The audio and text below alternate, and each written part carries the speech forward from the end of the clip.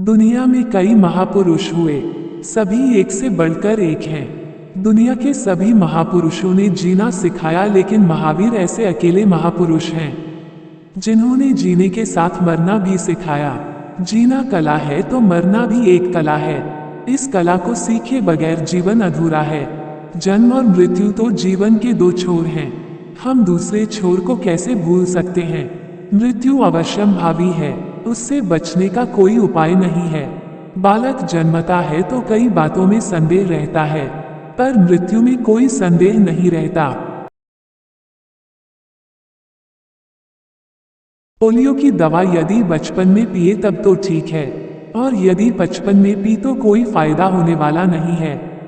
इसका अर्थ है बच्चों में ज्ञान संस्कार बचपन में ही डालना चाहिए। आजकल बड़े होशियार बच्चे पैदा हो रहे हैं, अब बेवकूफ बच्चे पैदा होना बंद हो गए। आजकल के बच्चे सिखाने से नहीं सीखते, आप उन्हें जो भी सिखाना चाहते हैं बस दिखाना आचरण शुरू कर दीजिए। बच्चे को बच्चा इसलिए कहते हैं कि उसे बचाना पड़ता है या फिर वह अभी तक बचा हुआ है। राजा के पास पंडित पहुंचा। राजा ने सोचा ये कुछ मांगेगा। राजा का देने का मन नहीं था। राजा ने कहा, ब्राह्मण देव, आप अगस्त्य ऋषि की संतान हैं। अगस्त्य ऋषि ने तो समुद्र को 3 चुल्लू में पी लिया था। आप 3 घड़े पानी पीकर दिखाएं तो मैं आपको दान दूं। पंडित होशियार था, बोला, महाराज आप रघुवंशी हैं। राम ने बड़े बड़े पत्थर समुद्र में तिरा दिए थे, आप एक छोटा सा कंकर तिराकर दिखाएं तो मैं 3 घड़े पानी पीकर दिखाऊं। किसी नेक काम में बहाने मत बनाइए। सतयुग में मनुष्य की आयु 1,00,000 वर्ष की होती थी। समय आगे बढ़ा, त्रेतायुग आया। त्रेतायुग में एक शून्य घट गया, आयु 10,000 वर्ष की रह गई। फिर द्वापर युग आया, एक शून्य और घट गया, आयु सिर्फ 1,000 वर्ष रह गई। कलयुग आया तो एक शून्य और घट गया, केवल 100 वर्ष रह गई। और अब जब हम जी रहे हैं तो एक शून्य और घट गया। अब मनुष्य की औसतन आयु 60-70 वर्ष रह गई है, और आने वाले समय में तो एक शून्य और घट जाएगा। इंसान की आयु केवल 16 वर्ष रह जाएगी। एक व्यक्ति दुकान पर बैठा था।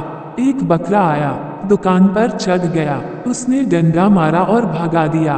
कहानी खत्म हो गई, पर इस कहानी के पीछे भी एक कहानी है, वह महत्वपूर्ण है। सामने एक संत बैठे थे, वे हंस पड़े। दुकानदार ने पूछा, आप हंसे क्यों? संत ने कहा, भाग्य की विडंबना पर हंसा। ये बकरा और कोई नहीं, पिछले जन्म का तुम्हारा बाप है। इस दुकान को इसी ने खड़ा किया था, और आज ये यहाँ खड़ा होने के लायक नहीं रहा। इसी का नाम है संसार। समाज को शांति की जरूरत है और व्यक्ति को क्रांति की। महावीर का चरित्र ऐसा है जिसमें समाज को शांति और व्यक्ति को क्रांति मिलती है। भगवान महावीर शांति और क्रांति दोनों के सूत्रधार हैं, और आज क्रांति के बिना शांति आना संभव नहीं है। इसलिए आज एक हरित क्रांति की सख्त जरूरत है। धर्म दुनिया की सबसे बड़ी क्रांति है, और मैं इस धर्म के पथ का एक छोटा सा संत हूँ, इसलिए मैं भी क्रांतिकारी हूँ।